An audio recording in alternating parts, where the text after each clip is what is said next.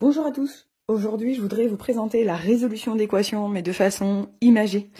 Tout d'abord, un petit message en direction de tous mes collègues de mathématiques ou mes collègues profs en général, ou tous ceux qui aiment les maths, tous ceux qui font des maths, tous ceux qui adorent résoudre des équations. Ne vous offusquez pas, je vais l'expliquer vraiment d'une autre manière. Là, je pense surtout aux élèves en difficulté. Donc voilà, je vous explique le contexte. Donc, on a deux îles ici, et entre les deux îles, on a un pont magique. Et je vais vous expliquer au fur et à mesure de l'histoire pourquoi il est magique. Donc, je vais prendre un exemple. 4x plus 7 égale 5. Et je vais tenter de résoudre cette équation en utilisant mes îles et mon pont magique.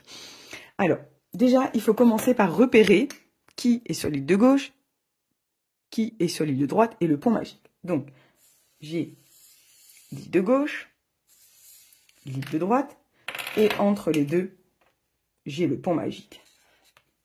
Voilà. Donc, je commence à noter 4x plus 7 sur l'île de gauche. Ici, j'ai le pont magique et à droite, j'ai 5. Alors, X, c'est quoi en mathématiques? C'est une personne qu'on ne connaît pas. Donc, j'ai fait un petit bonhomme bâton. C'est lui, X. Et lui, il doit défendre son île des méchants qui sont à droite. Donc, il doit rester tout seul. Donc, il va envoyer son copain 7 et le copain 4 faire la guerre de l'autre côté. Et lui, il va se dévouer pour rester tout seul sur son île. Sauf que là, il y a 7. Donc, 7, hop, 7, il a une épée, ici. Vous voyez, hop, l'épée, elle est là, tac. 7, il va traverser le pont magique. Sauf qu'en traversant le pont magique, eh bien, il va changer d'arme. Il va atterrir derrière le 5 et son épée va se transformer en poignard. Voilà. Donc, 7 a traversé le pont magique, ici. Et il arrive derrière le 7. Sauf que moi, quand je suis à l'école, je ne peux pas expliquer ça à la professeure. C'est pas possible. Donc, j'écris ce que je vois. Je m'imagine l'histoire. Il me reste à gauche 4x. J'ai toujours le pont magique. Et à droite, j'ai 5 moins 7. Je vais à la ligne, j'écris le résultat, 4x, le pont magique et 5 moins 7. Ça donne moins 2. Je reviendrai sur les opérations des nombres relatifs dans une prochaine vidéo.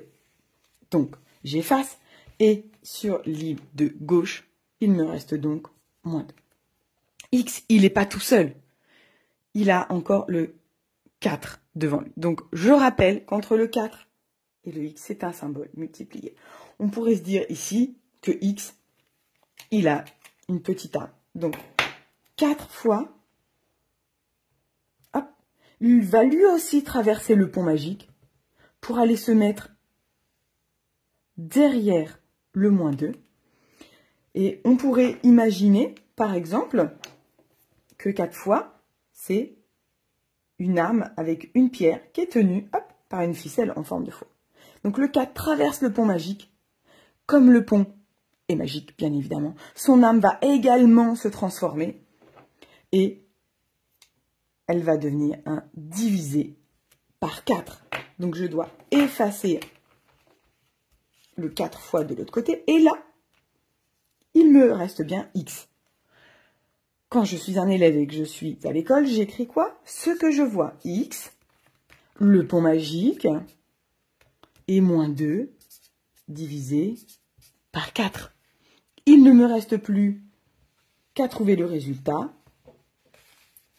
Moins 0,5.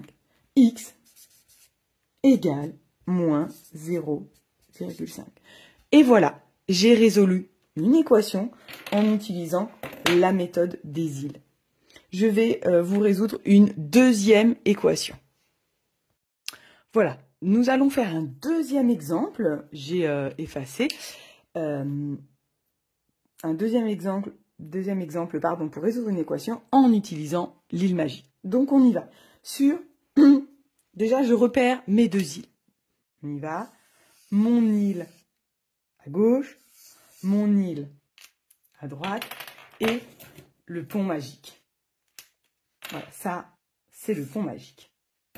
Donc, je commence à écrire 2x moins 8. Et ici, j'ai 10.